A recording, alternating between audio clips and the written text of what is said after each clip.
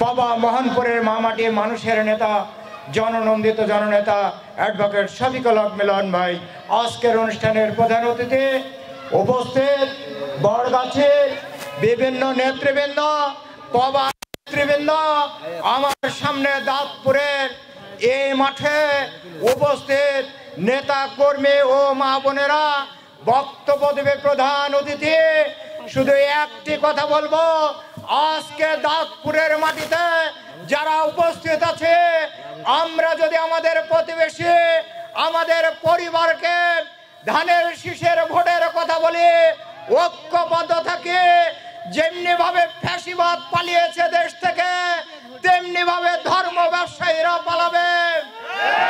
তাই আসুন আগামীতে সকলে মিলে ধানের শীষে ভোট দিব এই প্রতিজ্ঞা নিয়ে এই শপথ নিয়ে আমরা বাসায় ফিরে যে সকলে ধানের শীষের জন্য কাজ করব এই বলে আমি আমার বক্তব্য শেষ করছি খোদা হাফেজ বাংলাদেশ জিন্দাবাদ এই পর্যায়ে